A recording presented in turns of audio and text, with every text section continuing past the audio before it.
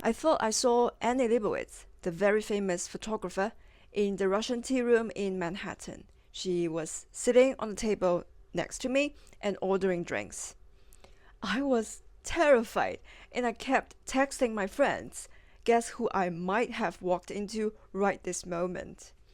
Naturally, I was not brave enough to walk up and talk to her. I thought it was rude to do that.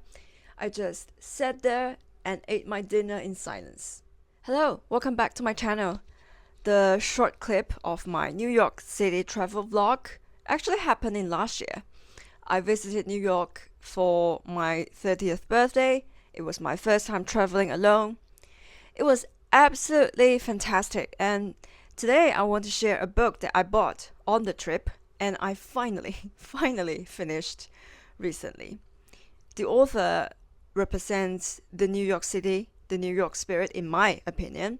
She is extremely cool and funny in a very special way that I think no one else can write and talk and even walk or dress like her.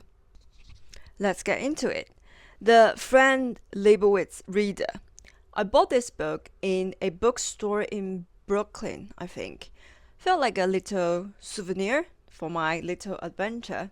As you probably know, Fran Lebowitz is, or should I say was, because it has been decades since she published a new book. She said she was a perfectionist in terms of writing, which made it very difficult for her to write things that she is satisfied enough to get it published.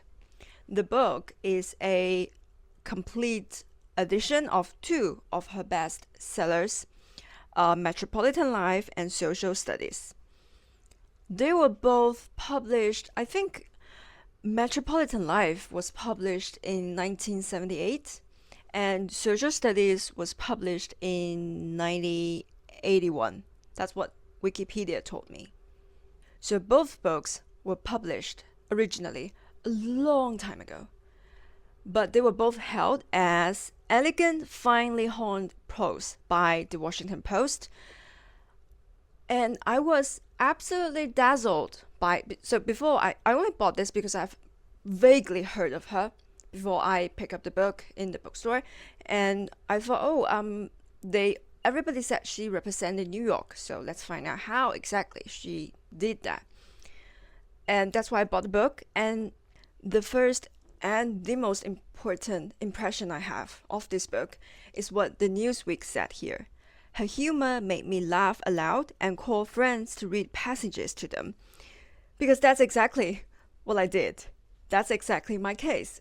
It's surprisingly relevant, even till today, a book that published decades ago. I typed and sent paragraphs of her words to my friends. We laughed together and they kept asking me, what is this book that you are reading? Absolutely interesting and witty. I'll give you an example. On the very first page of this book, she wrote how she wanted to be waken up. She said, "My favorite way to wake up is to have a certain French movie star whispered to me softly at 2:30 in the afternoon that if I want to get to Sweden in time to pick up my Nobel Prize for Literature, I had better ring for breakfast. This occurs rather less often than one might wish. That cracked me on the first page when I think I read the first half of this book on the plane back home. It absolutely cracked me. In this book, she talked about every aspect of metropolitan life and putting her observation into words. She wrote about getting a taxi, rent a house, parties, foods, having children, dating, and how to marry a billionaire, something that sounds very New York, or arts and science and schools in this book, actually in these two books. Almost every few pages, she will make you laugh in the most unexpected way. It's like she sees things in different angles. She was being politely sarcastic. She expressed herself unapologetically. She never hides the fact that she hates doing sports, she hates the traffic, she hates people who walk really slow. She only likes reading, smoking, and sleep. She likes to walk really fast. She despises dumb adults and any way of people suggesting that I'm better than all of you attitude. And in one of the articles, she summarized the pros and cons of having children. One of the pros were children do not sit next to one in restaurants and discuss their preposterous hopes for the future in loud tones of voice. I think what moves me the most is her attitude towards living in the most famous city in the world. She has a very special tone, a unisex style about everything, not just her outfit. So you can see her famous outfit, jeans, not jeans here, but a coat, a suit, jeans and boots, and her glasses. When you read her words and when you listen to her interviews, and she has two documentaries, I think one of them is on Netflix, she makes you forget what gender she is in. Gender is never an issue here. She talks in a broad, general experience of a human being living alone in a magical city. The people she met, the food, the good and awful sides of city life, and she had this fierce attitude towards life. No matter what age she is in or what era she is living in, she picks up the small things in metropolitan life and tell us what she thinks. She wrote an article about being a landlord in New York and trying to rent a house, trying to run picnics, seeing people and going to parties and talking to people that you don't know about in the parties. I think it's absolutely special because you simply cannot find anyone like her, talk like her, having these fierce opinions about things, making fun of people and life and of course politics, and to tell you what she genuinely thinks about things. You can tell that she would not lie to you for money or for anything actually. She would find a way to express herself being genuine and being very funny. I think that's probably one of the reasons that her firm opinions are so timeless, because these books are still relevant in today's life. How hard it is to get a house, running into someone in the big city. She stands between a classic golden old New York and the modern days, where New York City is full of people like me, tourists or billionaires or influencers. In a recent interview, she said that she would never leave New York because she felt like she was the last designated New Yorker to stick around. She also said the main difference between old New York and new New York is the influence of money, the culture of money. how wealthy people changed life in Manhattan, how so many people is making so much noise about money, and how money fundamentally changed how this city operates.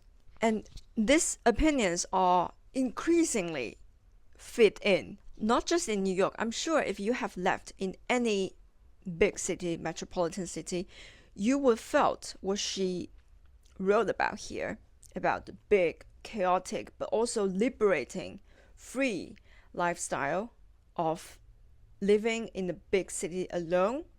And it speaks to me how money plays a vital role in your life here, but it's not the only role of your life here. And in a recent interview, she also said that she hates internet and phones and Instagrams and algorithm, but she was also grateful that internet brought her a lot of new generation readers. I think people like her because she represents a period of time before the Instagram, the algorithm, people doing all the same things, making all the same contents to grab each other's attention, the algorithm that telling us what to do or what to think, where to drink and what to dress. She sticks to her true self, and her cold humor makes her a figure that you keep wanting to know more about her. I like to hear her talking, giving lectures, giving her attitudes that she had against technology, and she doesn't have an iPhone and she doesn't want to. She doesn't have a Kindle and she doesn't want to. Or how she, like all true New Yorkers, that at least that's in my opinion, walks very fast and hate people who slow them down. How she loves coffee, how she has never been confused by technology and the chaotic political environment around us in this world. And sometimes I think me as a younger reader, I'm trying to look for someone that are stable, firm, intellectual, and interesting, to tell myself that, you know what, even if the world is changing so rapidly, there is still someone that is unchangeable. Not saying she's stubborn in that way, but she has her way around the world and she is not afraid to voice out her own thoughts.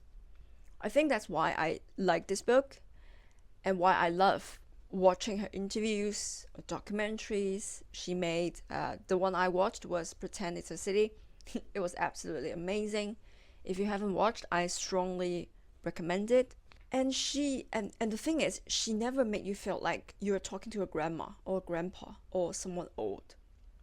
It feels like she's born like this and she talks like this. She has never changed, and the thing about her never changing brings me reassurance. In a weird way, maybe. I know I realize how ridiculous it sounds, the sentence I just said, but yeah, that's exactly what I felt about her. Also, she represented the New Yorker in my stereotype opinion. Someone who's really skeptical, funny, smart, and have her own way around things, and harsh, maybe, because she has some really strong opinions against things, and you will see, and especially in terms of politics, of course. And in her mind, contemporary life is a social experiment. I have never thought about my metropolitan life in that way, but after I read it, I started to observe, witness people doing things, like watching them walking on the street, ordering coffee or chatting, and I kept thinking, what would she think about scenarios? It must be really fun because she gets into my mind in an unexpected way. And I think that's the reason I love this book. And that's all for today's short video. Hope you like it, or at least think about watching the documentary Pretend It's a City. It was great. It was fantastic. It's a peaceful, sunny Sunday, so I'm going out to see a movie. See you next week. Bye.